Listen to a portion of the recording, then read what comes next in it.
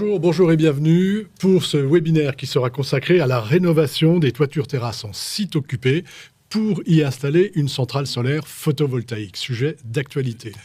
Avec nous pour en parler, Saïd Benotman. Oui. Voilà, je l'ai bien prononcé. Vous êtes directeur de projet et maître d'œuvre de la conception, spécialisé en enveloppe du bâtiment chez Toerana Habitat. Toerana Habitat, qu'est-ce que c'est ? Ouais.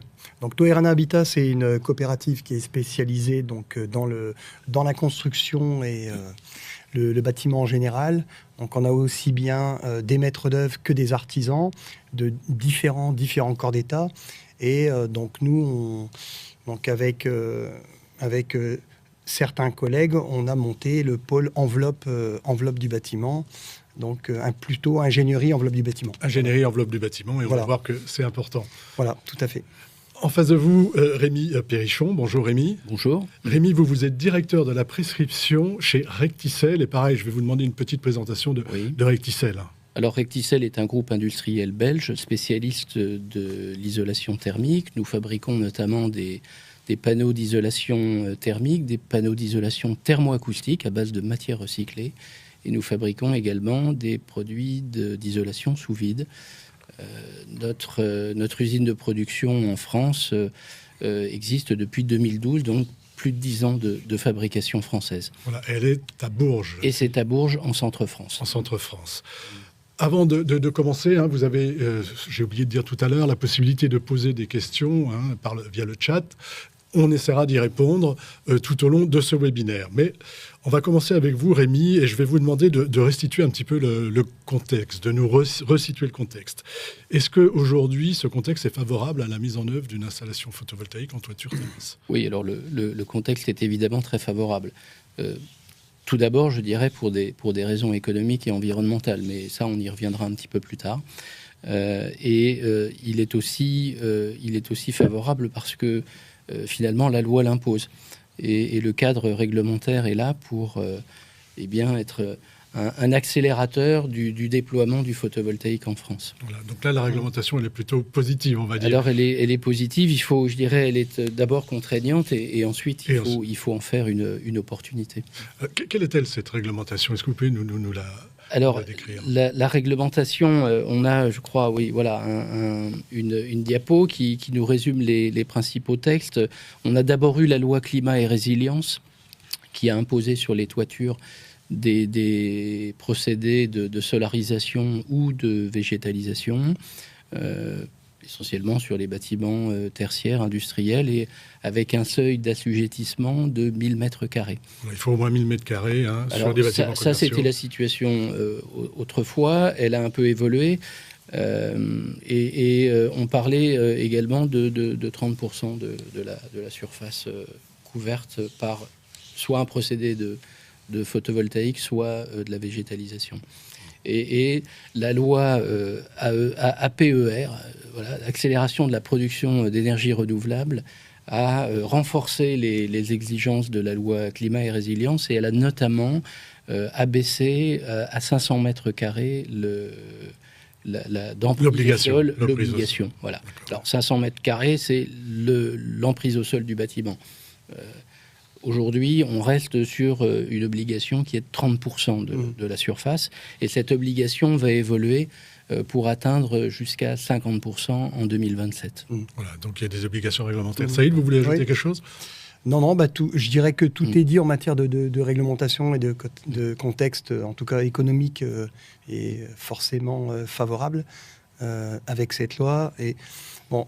Ce que je pourrais rajouter, c'est qu'aujourd'hui, on a aussi cette demande de plus en plus pressante des maîtres d'ouvrage qui souhaitent aussi baisser le coût de leur consommation énergétique, qui sont de plus en plus élevés avec les dernières crises économiques qu'on a subies, en particulier la dernière crise énergétique. Et on a autre chose, c'est que il y a l'idée aussi de soigner aussi l'image de marque et d'être plus vertueux pour produire de l'énergie verte. Donc vraiment, On est bien là. Il y a quelque chose qu'on n'a pas dit. Oui. On n'a pas parlé du décret tertiaire. Alors, on n'a pas parlé du décret tertiaire, et surtout, alors, ces lois s'appliquent aux bâtiments neufs, mais aussi aux rénovations lourdes.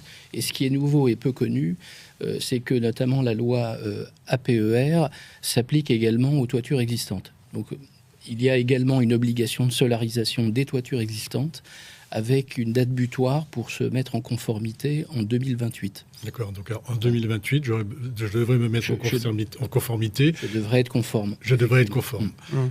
Et donc le décret tertiaire, alors, lui aussi... Le décret tertiaire, lui, n'est pas directement lié à la solarisation des toitures, mais en tout cas, il impose des réductions de consommation d'énergie qui font que finalement, on est presque un peu obligé de mettre du solaire sur sa toiture pour les atteindre, puisque on parle d'une réduction de 60% à l'horizon 2050. Ce qui est beaucoup. Le premier palier de 40% peut probablement être atteint sans solarisation, mais les paliers suivants le seront plus difficilement sans solarisation des toitures. On est en avance ou on est en retard en France ? Alors, effectivement, le cadre législatif est aussi là pour accélérer le déploiement du solaire en France, parce que la France est un peu à la traîne en Europe. On est au 5e rang, assez loin derrière des pays comme l'Allemagne, l'Espagne ou l'Italie. Donc il faut qu'on rattrape notre retard. Voilà. On a fait le tour de ce qui était réglementaire, du cadre réglementaire, on va dire. On a vu que c'était aussi au niveau économique quelque chose d'assez intéressant pour vos clients. Mais qu'est-ce qui les intéresse, vos clients, quand ils viennent vous voir ? C'est consommer en autonomie, c'est pouvoir vendre de l'électricité. On en est où aujourd'hui ? Aujourd'hui, on privilégie plutôt, la plupart des maîtres d'ouvrage privilégient plutôt l'autoconsommation. C'est-à-dire de produire un maximum pour essayer de réduire d'abord leur consommation énergétique. Globalement, tous les projets aujourd'hui qu'on a eu à traiter, c'est surtout de l'autoconsommation. Il y a certains sites où ils avaient un petit peu de surplus, donc ils sont en train de trouver des solutions pour pouvoir faire de la revente. Mais c'est de l'autoconsommation. D'abord, je veux autoconsommer. Oui, tout à fait. C'est de l'autoconsommation. Il faudrait juste rajouter une chose, c'était par rapport à la thermique et au décret tertiaire, c'est que on avait beaucoup de bâtiments existants, parce qu'on est en train de parler quand même de l'existant. C'est le sujet d'aujourd'hui. Et il y a un vrai défi aussi d'isolation thermique, parce que nos bâtiments en général, industriels, commerciaux et tertiaires, n'étaient pas très bien isolés. C'était plutôt des passoires thermiques. Donc là, on a quand même... C'est-à-dire que là, l'idée, c'est de faire, on va dire, à la fois l'isolation thermique et en plus la production d'énergie solaire photovoltaïque. Voilà.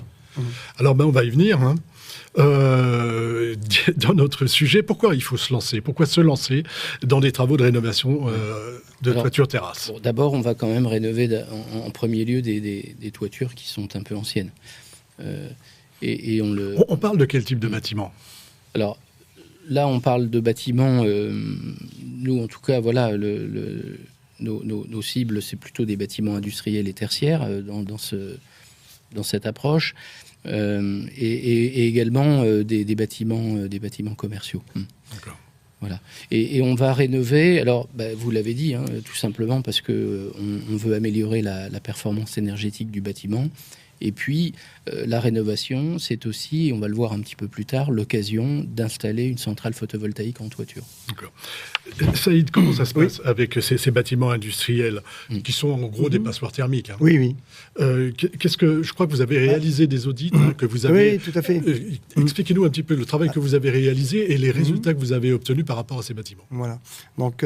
très généralement, on a donc des bâtiments qui sont relativement anciens sur la plupart des sites qu'on a audités. Donc, il y a en 2020, courant 2020-2021, on en a audité plus d'une centaine de bâtiments, à peu près 150 bâtiments, donc qui étaient industriels et commerciaux, et on s'est très vite rendu compte que 80% d'entre eux, ils avaient quand même une structure qui était assez ancienne, un peu faiblarde.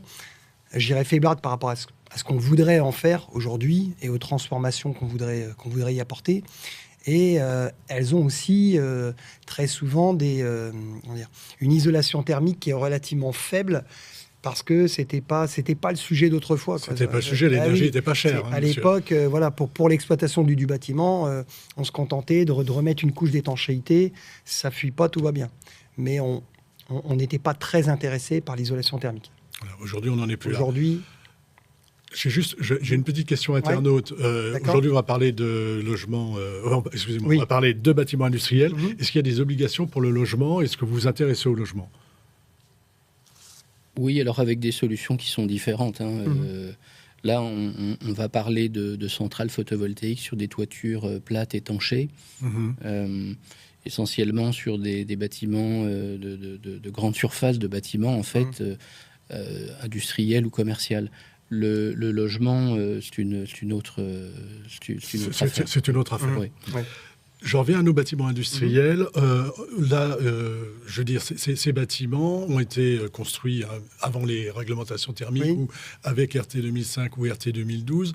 Il est vraiment opportun aujourd'hui, quelle que soit la réglementation thermique, de les rénover? Oui, tout à fait. Ouais. Il y a un vrai... on s'en rend compte au travers des thermographies qu'on a pu faire... avec, à l'aide de drones ou même ou avec des contrôles comme ça ponctuels. On se rend très vite compte qu'il y a des déperditions énergétiques qui sont énormes, des consommations énergétiques qui sont assez importantes, que ce soit pour le refroidissement du bâtiment ou pour le réchauffement du bâtiment. Ouais. D'où l'importance d'avoir une enveloppe correcte. Voilà, tout à fait. Ouais. Rémi, aujourd'hui, qu'est-ce qu'on trouve quand vous arrivez sur un bâtiment commercial ou sur un entrepôt? Qu'est-ce qu'on a comme complexe? Saïd l'a dit, ce sont des bâtiments qui sont très peu isolés. On retrouve en général une laine de roche de 80 mm d'épaisseur, voire de 60, qui apporte un air entre 1,5 et 2, donc une résistance thermique de la paroi. Aujourd'hui, lorsque l'on rénove, je reviens aussi sur l'aspect réglementaire. Oui, allez-y. Lorsque l'on rénove, on a une obligation de réisoler également, conformément à ce que l'on appelle la RT surexistant et RT élément par élément. Et pour une toiture plate, l'exigence minimale d'isolation, c'est selon les zones climatiques entre 4 et 4,5 pour le R. De résistance thermique. De résistance thermique. Et alors, ce qu'il faut également dire, là, on n'est plus dans le réglementaire, mais on est plus dans l'incitatif. Ce type de travaux est éligible au certificat d'économie d'énergie. Et dans ce cas de figure, il faut installer une isolation avec un R de 4,5 minimum. Et les certificats d'économie d'énergie, on le sait, sont un levier puissant en termes de financement des travaux. Voilà. Et pour passer à l'acte. Voilà. Alors, cet arsenal législatif vise à rattraper notre... Ah, excusez-moi, je repars sur quelque chose qu'on a déjà dit, ça ne va pas du tout. On va parler des contraintes cette fois-ci, des contraintes que rencontre le maître d'ouvrage lorsqu'il veut faire rénover sa toiture terrasse et y installer cette fameuse centrale dont on va parler tout à l'heure. C'est quoi la contrainte, Saïd? La contrainte, c'est parce qu'on est sur des bâtiments existants et qui ont des structures qui ont en général 20, 30, voire un petit peu plus, en moyenne 20 ou 30 ans, qui n'étaient pas dimensionnées à l'époque comme les règles aujourd'hui. Elles n'étaient pas aux Eurocodes. On était pour les charpentes métalliques, par exemple, au CM66. Donc c'est une réglementation qui était bien plus, je ne dirais pas bien plus clémente, mais en tout cas qui prenait en compte d'autres paramètres, et en tout cas moins contraignantes sur les sollicitations du bâtiment. Donc aujourd'hui, il y a un vrai problème, c'est que ces charpentes, elles sont quasiment aux états limites. C'est-à-dire que leur apporter des charges supplémentaires, donc là, un générateur photovoltaïque, on est en moyenne entre 15 à 17 kilos. Donc si on rajoute le générateur, on n'a plus les capacités portantes. Donc ça va demander quand même des travaux de renforcement et d'autres choses comme le remplacement des supports bacassiers. D'accord. Et on a vu aussi, on voit aussi beaucoup dans ces bâtiments-là des problèmes d'assurance. Oui. Les assureurs obligent à mettre en place des sprinklers qui rajoutent du poids à la charpente, si j'ai bien compris. Oui, tout à fait. Entre-temps, depuis au moins une décennie, on a... les assureurs ont été un petit peu plus contraignants. Il y a aussi une réglementation incendie qui s'est remise à jour. et où on a commencé à développer un peu plus le sprinklage, à redimensionner le sprinklage. Et donc le sprinklage, il a apporté en plus des charges il a un poids. Oui, il a un poids en général qui est pas négligeable, hein, qui ramène quand même en moyenne 7 à 10 kilos du mètre carré. Donc c'est pas négligeable. Et c'est ce qu'on avait à l'époque, une charpente de 20 ans en moyenne, on lui avait laissé une petite marge supplémentaire de 10 kilos. Cette marge, elle est complètement supprimée. Voilà. Et ça, c'est valable pour tous les types de charpentes, hein, qu'on soit en acier ou en béton. Oui, c'est pareil en béton. Ouais. C'est pareil en béton. On a la même chose en béton. Rémi, vous voulez peut-être ajouter quelque chose par rapport à ce que vient de dire Saïd ? Oui, l'enjeu, c'est de pouvoir intervenir sans renforcement de charpente. Et là, c'est tout l'enjeu, parce qu'effectivement, on intervient sur des sites occupés. Oui, ce qui complique encore davantage les choses. Il faut absolument éviter d'interrompre l'activité dans le bâtiment et son exploitation. C'est le... Voilà, enfin, Oui, on a besoin de pouvoir intervenir sans déranger l'activité. Exactement. Et si possible, sans renforcer la charpente. Alors, c'est la condition, effectivement. Pour ne pas interrompre l'activité, voilà, il faut éviter d'avoir à renforcer les charpentes. Saïd, sur ces travaux de renforcement, expliquez-nous un petit peu quand même ce que serait la difficulté d'aller chercher des travaux de renforcement. Ça se fait. Il y a eu des cas de figure où il y a quelques temps, on a dû le faire. Il y a des années précédentes où on a dû le faire. On a dû faire des travaux de renforcement de charpente parce qu'on n'avait pas le choix. Et on n'avait pas le choix parce qu'on avait une contrainte assurantielle qui était un petit peu difficile à débloquer. Et donc du coup, on continuait à travailler avec des solutions d'isolant lourd. Hein, je vais appeler ça toutes les solutions d'isolation traditionnelles qui étaient en laine minérale, qu'elles soient laine de verre ou laine de roche. Donc ça, aujourd'hui... Autrefois, on nous les imposait, les imposait surtout au travers de la réglementation qui était propre aux assureurs, mais aussi la réglementation incendie. Depuis, alors évidemment, donc, ce qui s'est passé, c'est qu'il y a des sites sur lesquels on n'a pas le choix, on a fait ces travaux de renforcement de charpente. Il faut savoir qu'ils ont un coût assez c'est ce que j'allais vous demander. Exorbitant, parce qu'évidemment, on peut pas, il est hors de question d'arrêter l'exploitation du site. C'est pas le but. De toute façon, si vous dites au maître d'ouvrage que demain, on veut lui fermer son magasin ou son activité pendant 2 mois, à mon avis, il sera pas d'accord. Donc, ça veut dire, ça implique d'aller faire des travaux de nuit, et des travaux qui sont assez contraignants parce que il y a des rayonnages, il y a pas mal de choses qui se passent en dessous. Donc il y a toutes des adaptations d'installation de sécurité et autres et de moyens de levage qui sont assez lourds, assez contraignants. Et surtout, il y a un coût. Alors le maître d'ouvrage. Dites-nous, parce que moi j'ai été impressionné par les chiffres. En moyenne, sur une surface commerciale qui fait 6 à 8 000 m², on était sur un coût qui allait de 400 à 600 000 euros. Supplémentaire. Et ça, c'est un coût supplémentaire dont le client ne se rend pas forcément compte parce qu'on ne voit pas tout de suite le bénéfice. Quoi. En gros, c'est 60% quasiment de plus. C'est énorme. C'est ça, par rapport à une réflexion de toiture. J'ai donc vraiment intérêt à ne pas renforcer ma charpente et puis à garder le bac acier aussi. Parce qu'on n'a pas encore parlé du bac acier. Oui. Pourquoi c'est un autre débat. C'est un autre débat. C'est-à-dire qu'on a d'un côté la charpente que je ne dois éviter, si possible, de renforcer parce que ça coûte cher, vous venez nous le dire.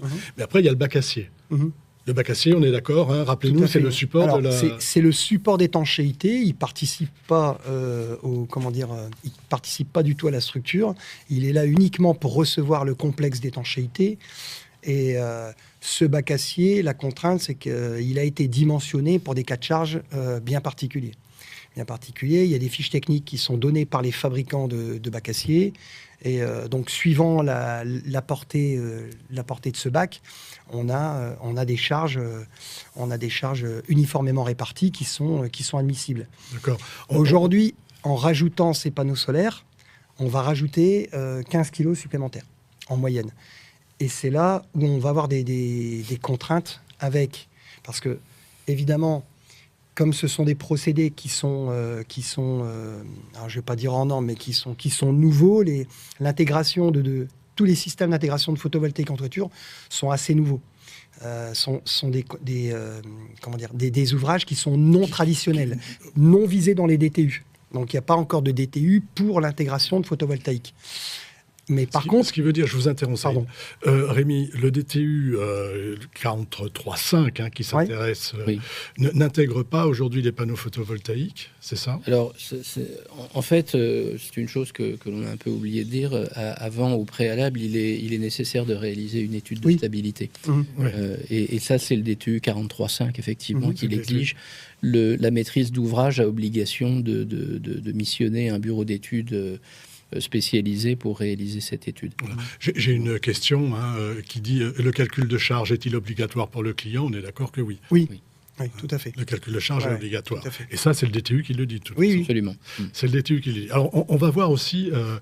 moi, j'aimerais savoir aussi, mes bacs, ça fait 15, 20 ans, 30 ans peut-être. Je voudrais savoir comment on fait pour savoir s'ils sont encore aptes à recevoir un système complet. D'accord. Alors là, il y a... Bon, évidemment, nous, on a développé des méthodes d'approche pour pouvoir justement les justifier. C'est ce qu'on voit à l'image. C'est-à-dire qu'aujourd'hui, on est sous ETN, donc sous enquête technique nouvelle, pour que l'assureur du maître d'ouvrage, donc l'assureur DO et l'assureur également, de l'entreprise, puissent fonctionner, quoi, qu'ils disent OK, on y va. Parce que sinon, si l'entreprise se met à faire des ouvrages qui ne sont pas conformes à des textes réglementaires ou des documents de type ETN ou ATEX, ça ne fonctionnera pas. Il y aura un vrai problème d'assurance.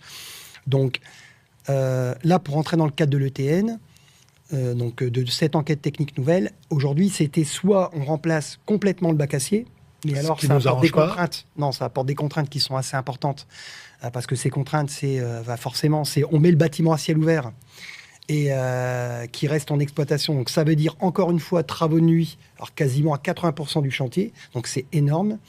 C'est énorme. En plus, forcément, laisser le bâtiment... Oui, il y a des problèmes météo, des choses comme ça. Voilà, il y a quand même pas mal de contraintes qui sont liées. Contraintes. Le fait de pouvoir conserver le bac acier en place, alors donc ça va impliquer une étude spécifique.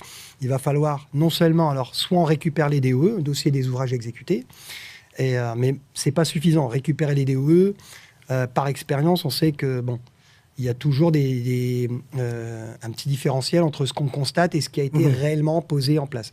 Donc on va faire un diagnostic.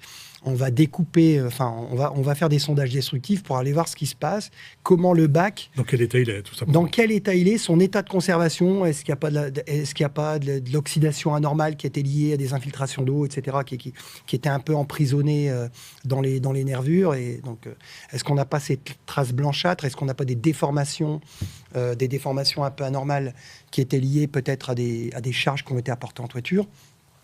Et ensuite... on va modéliser le profil de bac acier et on va le rentrer dans un logiciel pour lui lancer des calculs. C'est ce qu'on voit à l'image. Voilà. Ça, c'est vous qui l'avez développé. Oui, ça, c'est nous qui l'avons développé avec nos ingénieurs structures en interne. L'idée, c'est, on a la charpente. La charpente, il faut faire les calculs de charge. On nous y oblige avec le DTU. 2, il faut quand même aller vérifier le bac acier. Et ça, c'est quelque chose que vous proposez, que vous faites, pour être sûr que lorsqu'on va venir ajouter quelque chose dessus, il soit encore apte. Voilà. J'ai bien résumé c'est tout à fait ça. Ouais, c'est tout à fait ça. OK. Sur cette étape, Rémi, vous dites qu'elle est importante. Ah oui. Oui, je dirais c'est la deuxième lame. C'est-à-dire que d'abord, on vérifie les charpentes et puis ensuite, il faut s'assurer que le bac acier est propre à recevoir la centrale photovoltaïque. Donc, c'est réellement une étape cruciale. C'est une compétence spécifique et plutôt rare que Saïd et son équipe possèdent. Voilà, et c'est réel, ça fait partie... ça fait partie, c'est une partie centrale. C'est une partie centrale, c'est la clé, une des clés de la réussite. Une des clés de la réussite de ce projet. Parce que, si j'ai bien compris, il y a encore des contraintes, Saïd. Oui, bah oui. Vous n'arrêtez pas.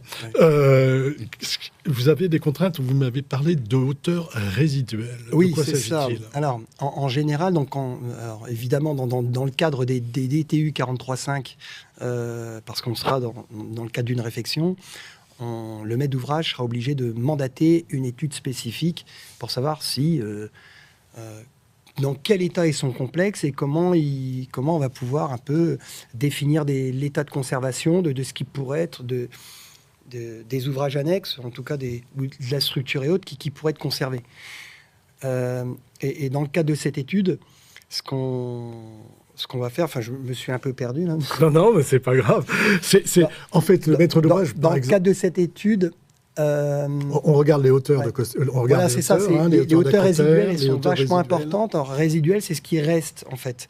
Donc, c'est tous les hauteurs de relief d'étanchéité. Alors, parfois, on avait des hauteurs qui étaient bonnes, hein, qui étaient à 150 ou 170 mm. Et par contre, quand on va réisoler, forcément, on va remplacer l'isolant en place, et on va lui mettre un isolant qui est peut-être un petit peu plus épais. Donc, d'où l'intérêt d'avoir des isolants qui sont très performants, avec des lambda, donc à 0,022 watts par mètre carré Kelvin, pour pouvoir justement rester dans des épaisseurs qui soient assez intéressantes. Et ce que vous me disiez aussi, c'est que parfois, ça peut aussi avoir un enjeu économique important. Oui, hein. Oui, tout à fait. On imagine une centrale d'air qui est posée sur le toit. Si à un moment donné, les hauteurs réglementaires ne sont plus les bonnes, il faut soulever la centrale d'air, c'est ça? Ouais, en fait, alors c'est ce qu'on appelle c'est ce qu'on appelle les rooftops, parce que ça pose un vrai gros problème. On en a de plus en plus sur nos bâtiments. Donc ces rooftops qui gèrent la circulation de l'air dans les bâtiments, le renouvellement d'air et le chauffage et le refroidissement du bâtiment. Donc sont des groupes assez importants, hein, qui font en général 3 par 4 mètres, mais qui sont surtout très très lourds. Et le fait... Alors, si on n'a pas les hauteurs résiduelles sur ces fameuses costières, sur les costières du rooftop, on est obligé de déposer ce rooftop donc en travaux de nuit, parce qu'on ne peut pas faire de levage d'une charge énorme au-dessus d'un public, c'est pas possible, ou au-dessus de salariés. Donc ce sera fait en travaux de nuit, et forcément, c'est des coûts qui seront très importants, simplement pour rehausser cette fameuse costière. Encore une fois, j'augmente mes coûts. Voilà, parce que... Alors, on n'en a pas parlé, mais on peut en parler très rapidement. Si on veut obtenir notre objectif à 4,5, ce que nous impose la AirTex 2023, par exemple, pour les régions les plus froides, entre guillemets, donc toutes celles qu'on va traiter dans le nord et puis dans l'est, on nous impose un R de 4,5. 4,5, c'est beaucoup. Enfin, c'est beaucoup.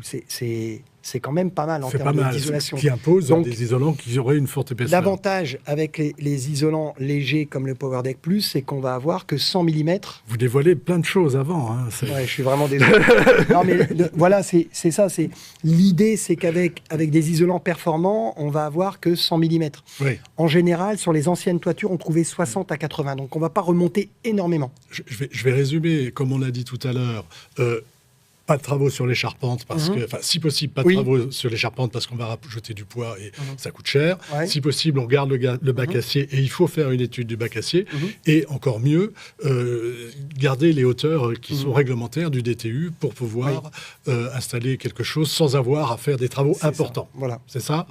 Vous avez un exemple avec Decathlon, je crois. Vous avez travaillé. Oui, alors, on a travaillé sur.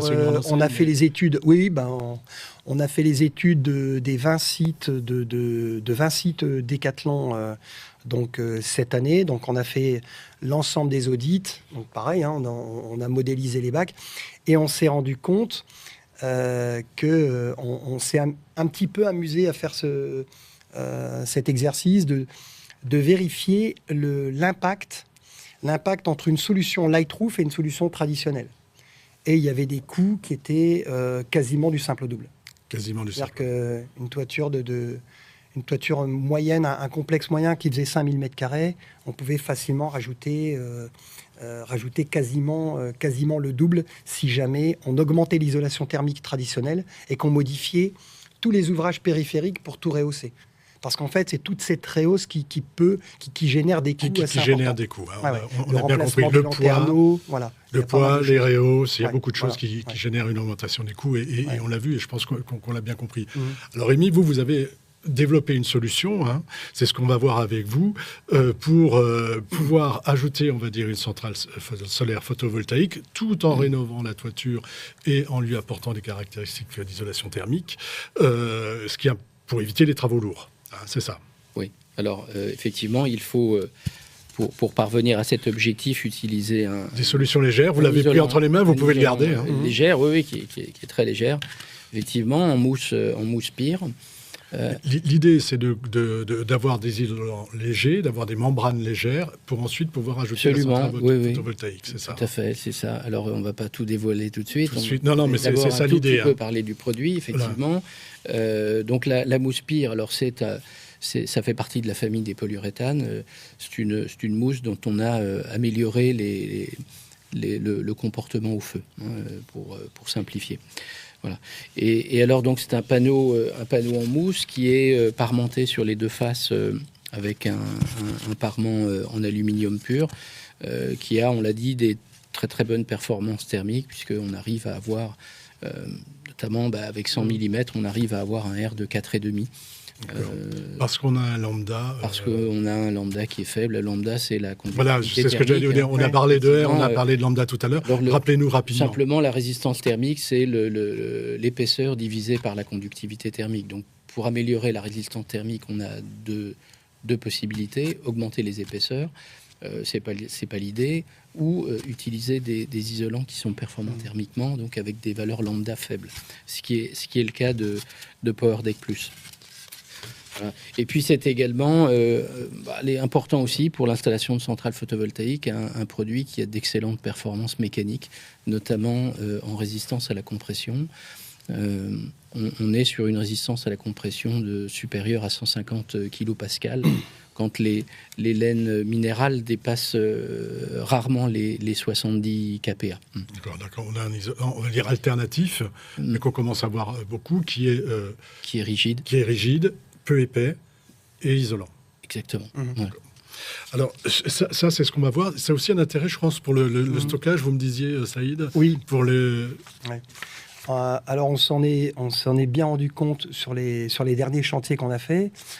Le souci, toujours avec la réisolation des toitures, comme c'est des grandes surfaces, c'est que forcément, ça apporte du volume. Ça apporte du volume pour les déchets. Bon, les déchets, on sait les gérer assez facilement avec les rotations de benne parce qu'ils ne restent pas en place finalement très longtemps. En revanche, l'apport, la livraison de tous ces panneaux isolants, il y a un moment donné où on n'a plus beaucoup de place et plus beaucoup de stockage en pied. Et le problème, c'est toujours d'aller prendre des places de parking sur les centres commerciaux ou chez les maîtres d'ouvrage, qui en ont vraiment besoin pour leur exploitation. Et ils ont finalement, et en général, on se rend compte, on n'a pas cité, mais on a fait aussi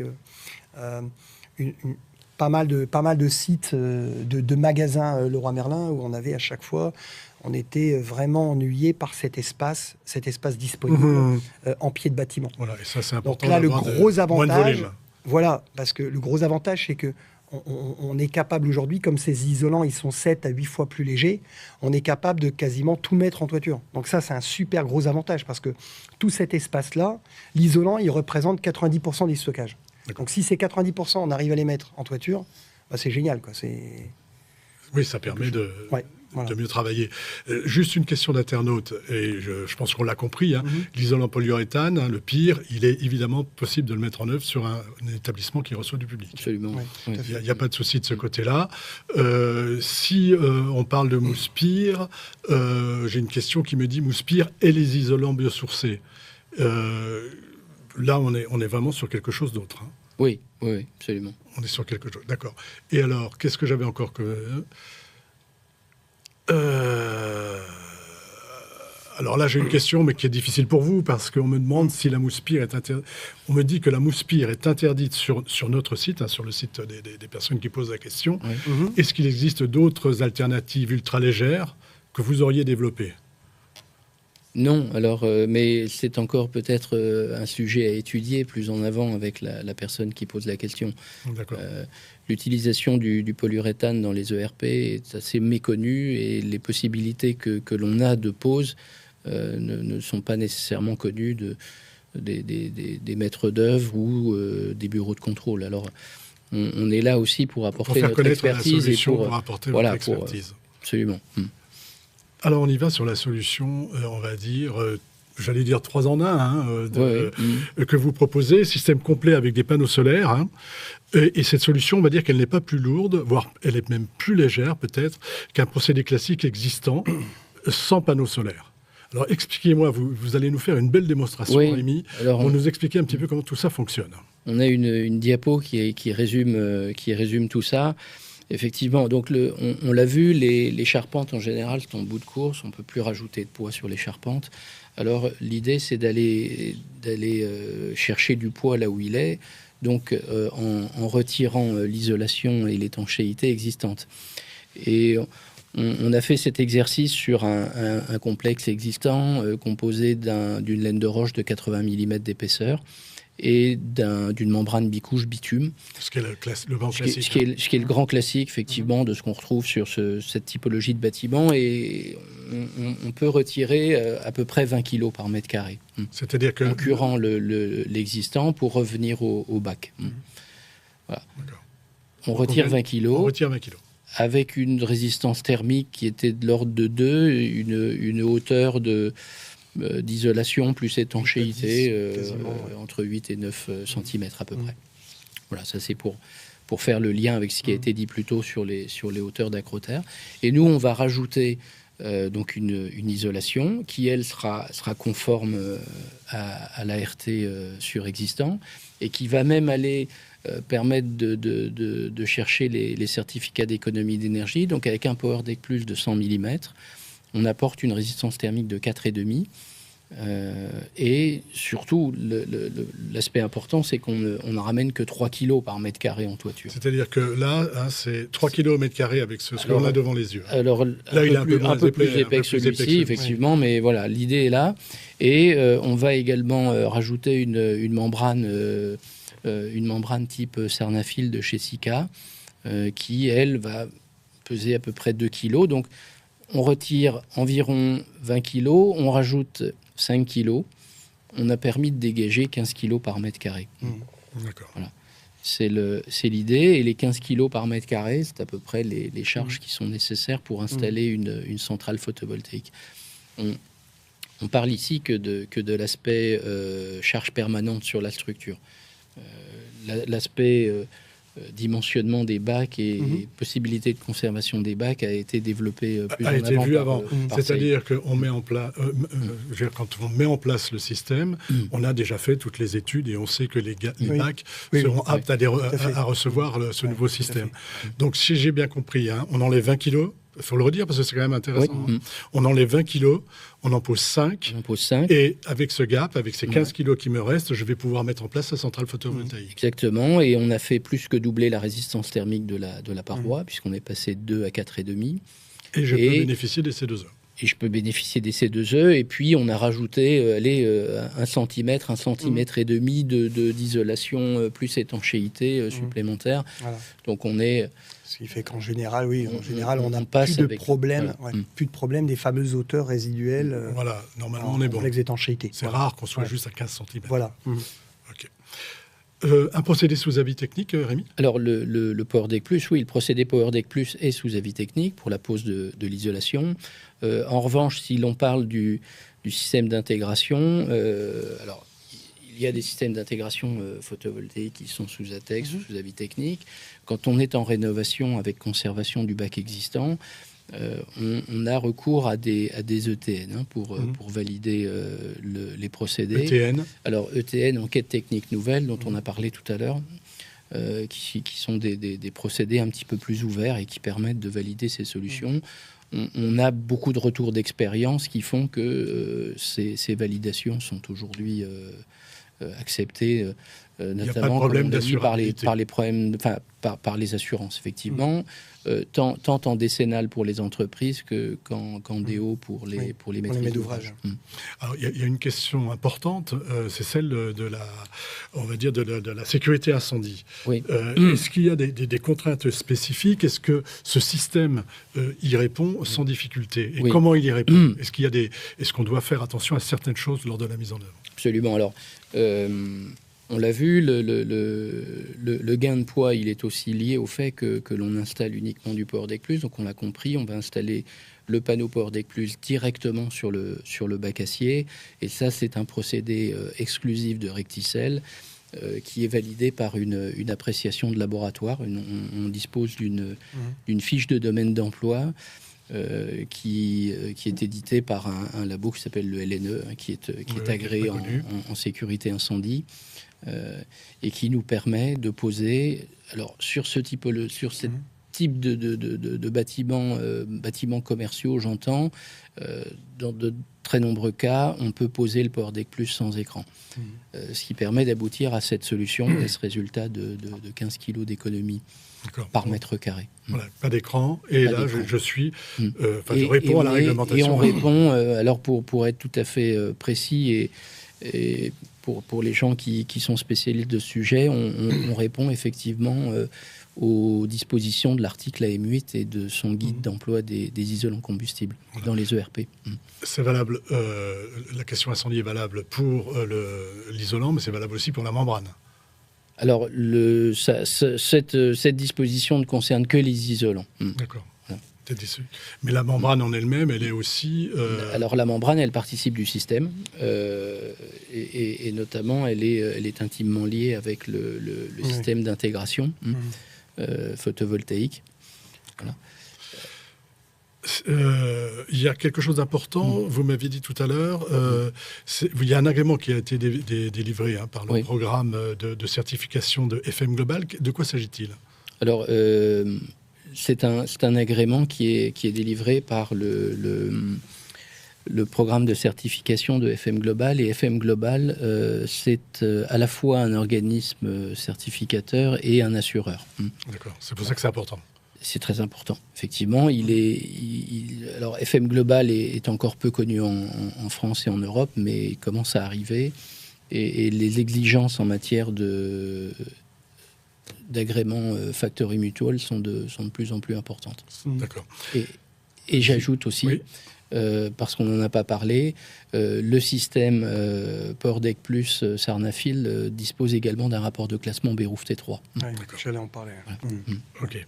Justement, je vois que vous nous parlez aussi de couturage, Saïd. De quoi s'agit-il pour les bacs aciers? Oui, tout à fait. Parce qu'on est toujours dans cette idée de contrainte sur tout la à fait. Alors, ça fait partie donc des règles de mise en œuvre du panneau PowerDeck Plus.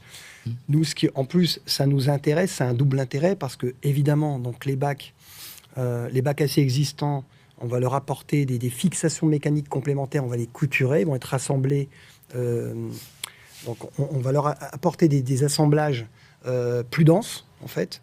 Et nous, ça va nous intéresser aussi dans la note de calcul, parce que ça va nous permettre de mieux justifier la stabilité et les déformations du bac acier. D'accord. Donc c'est un double intérêt. En plus, c'est exigé dans la réglementation, et nous, ça nous apporte pour nos calculs, une stabilité complémentaire. Voilà.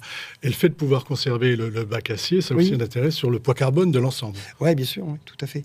C'est ce que nous, on appelait un peu le reusing. Alors, je sais que c'est pas fan de... Oui, mais du réemploi. Enfin, voilà, du réemploi, oui, c'est du réemploi. C'est de la conservation, en tout cas, d'un c'est de la conservation existant. Et le fait, effectivement, de conserver le bac, alors évidemment... on n'a pas à le refabriquer. Il y a un coût carbone qui est assez élevé pour la refabrication d'un support bac acier. Et en plus, après, évidemment, un coût de transport pour venir l'amener sur chantier. Donc, c'est vraiment un double intérêt. C'est donc d'alléger, de conserver avec toutes les contraintes qu'on avait vues précédemment et de faire du réemploi. Ce qui a d'origine, on peut le renforcer. Donc il y a des méthodes, qui existent pour pouvoir renforcer les bacs aciers et pouvoir les justifier auprès des bureaux de contrôle. Nous, on travaille aussi sur ces solutions-là, et ça permet de pas le mettre à la poubelle. C'est simple, on ne le met pas à la poubelle, on économise du carbone. Voilà, très clairement. Autre chose, Saïd, aujourd'hui, on voit beaucoup de membranes qu'on appelle cool roof, toiture fraîche. Est-ce que le système, est-ce que tout ça est compatible, on va dire? Oui. Ouais, tout à fait. C'est parfaitement compatible. Nous, ça faisait pas mal d'années, avec mon collègue Daniel, qu'on cherchait justement à avoir les systèmes les plus performants. C'est aussi des demandes qui étaient faites par nos clients. Est-ce qu'on saurait concevoir un système qui soit vraiment performant et qui puisse apporter de la valeur ajoutée par rapport au système d'étanchéité classique. Donc on a cherché pas mal de différents types de membranes, En plus, on avait quand même cette volonté d'intégrer des énergies renouvelables en toiture, donc notamment les centrales photovoltaïques. Pour nous, ça nous semble indispensable. Et surtout, ne pas passer à côté du cool roofing. Le cool roofing, on s'en est rendu compte déjà il y a quelques années. On s'en est rendu compte simplement bêtement en marchant sur des toitures qui avaient été refaites avec des membranes blanches et des toitures qui étaient encore avec des anciennes des étanchéités traditionnelles bitume. Et on sentait déjà, lors des fortes chaleurs, simplement en marchant sur la toiture, on sentait déjà l'effet de chaleur ascendante. Et l'intérêt de ce type de couverture. Voilà, donc après, on a fait tous des contrôles thermiques. On a fait pas mal de vérifications dans les plénums, donc en dessous de cette toiture, pour aller vérifier si vraiment c'était pas qu'un argument commercial de mettre des toitures blanches. D'accord. On va accélérer un petit peu ça, si ça ne vous ennuie pas. Vous nous avez apporté une vidéo et je vais vous demander de la commenter parce qu'il n'y a rien de mieux finalement que de voir les choses en vrai. Ok, ça marche. Dites-moi tout. Alors, on va la lancer, elle va arriver. Ouais, ça marche. Là, l'idée, on est où? On est sur un brico-dépôt, c'est ça? Oui, alors on est sur le brico-dépôt, donc à Petite Forêt dans le Nord, dans le 59. C'est un chantier qui a été fait très récemment, qui a été réceptionné il n'y a pas très très longtemps. Et donc, où on a mis en place ce procédé de light, cool and solar roof. Je suis encore désolé, c'est plein de mots anglais. C'est pas grave. Donc, des toitures légères et qui sont rafraîchissantes, qui rafraîchissent le bâtiment. Voilà, c'est ce qu'on voit ici. Et là, on voit qu'il n'y a pas encore les panneaux solaires. C'était en cours de pause. Voilà. Vous aviez aussi une thermographie. Parce que c'est important alors on a réalisé... de nous montrer une thermographie. Là, on est sur un bâtiment Auchan. Voilà.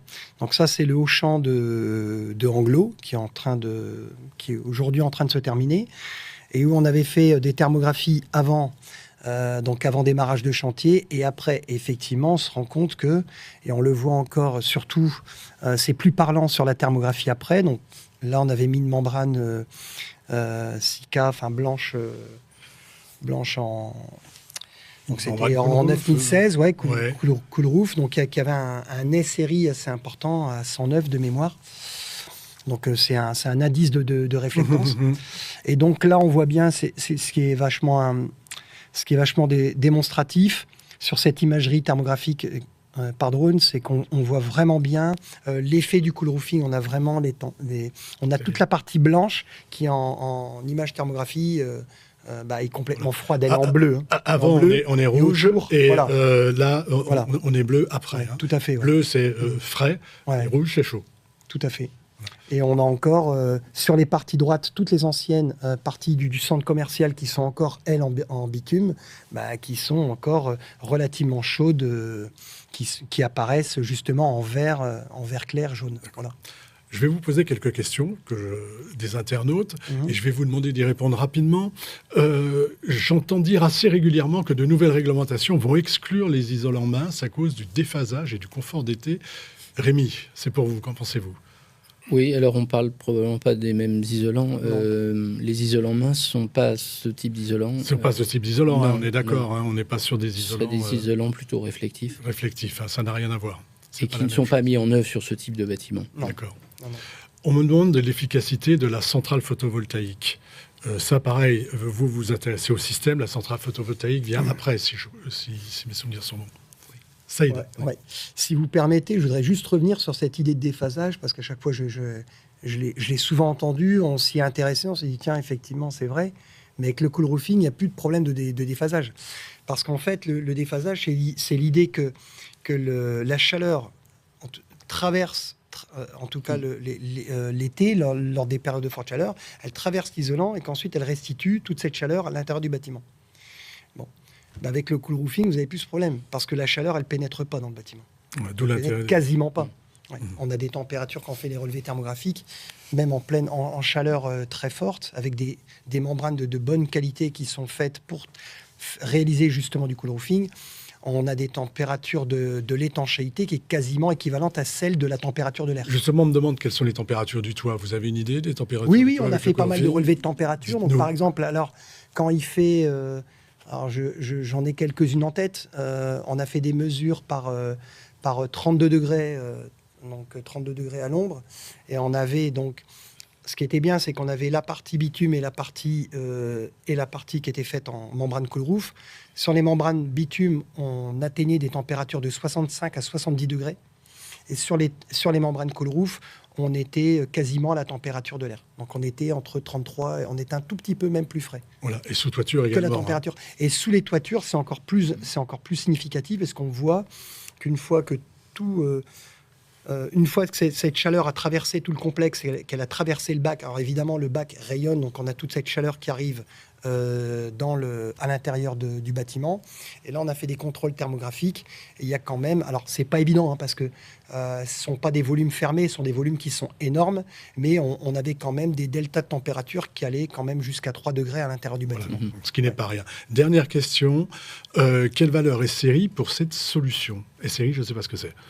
Alors, le SERI, c'est Solar Reflectance Index, voilà, c'est encore un mot anglais. Le SRI, c'est un indice, donc c'est un indice qui définit cette réflectivité. D'accord. Voilà. Plus il est élevé, plus l'albédo, donc cette réflectivité, cette capacité du matériau à renvoyer les rayonnements est plus élevée. On arrive un peu au terme de nos échanges. Je pense qu'on a fait un bon tour d'horizon. On va commencer par vous, Saïd. Une petite conclusion, un peu de prospective. Dites-moi ce que vous avez envie de nous dire, sur quoi vous voulez appuyer. Je dirais que tout est dit. On a aujourd'hui, ce qui est intéressant, c'est que ces solutions, elles permettent vraiment ce qu'on n'était pas capable de faire il y a quelques années, de se dire, si c'est possible, on va pouvoir vous mettre de la centrale photovoltaïque en toiture. Ça va demander des travaux, bien entendu. On ne les mettra pas sur des toitures, sur des étanchéités qui sont existantes et qui ne seront pas PV ready, des isolants qui ne seront pas PV ready. Mais par contre, ce sera possible. Contrairement, parce que sinon, la plupart des projets, ils tombent à l'eau parce qu'il y a un coût financier qui est trop élevé. D'accord. Et du coup, on ne s'y retrouve pas avec le ROI. Voilà. Et donc là, c'est l'avantage de cette solution. C'est vraiment le gros avantage de ces solutions légères avec des membranes réflectives qui donnent à la fois vraiment des performances thermiques et cette possibilité de poser du photovoltaïque en toiture. D'accord, merci Rémi. Saïd. Saïd. Rémi, c'est à vous. Vous avez le mot de la fin, Saïd. Rémi, excusez-moi. Alors non, moi je voulais juste peut-être dire un mot sur le fait que chez Recticel, on s'attache toujours à proposer des solutions qui sont conformes et qui sont assurables. Et que ça nous amène effectivement à travailler en permanence. On parlait tout à l'heure du Factory Mutual, donc ça ce sont des essais que l'on mène. On mène également très régulièrement des essais d'ingénierie au feu pour valider nos solutions et pour apporter, je dirais, à nos clients des solutions qui soient conformes et qui ne souffrent pas de discussion, qui ne soient pas entre guillemets retoquées par des bureaux de contrôle. Il faut vraiment informer en fait. Il y a besoin d'informations sur ces solutions. Oui, tout à fait. Alors il y a aussi tout un travail effectivement d'information du marché parce que les solutions restent encore insuffisamment connues, on va dire. Voilà. Messieurs, merci. Et puis, excusez-moi pour la confusion des prénoms à la fin. Merci d'être venus donc sur ce plateau nous parler de la manière de bien installer une centrale solaire photovoltaïque en rénovant sa toiture, terrasse.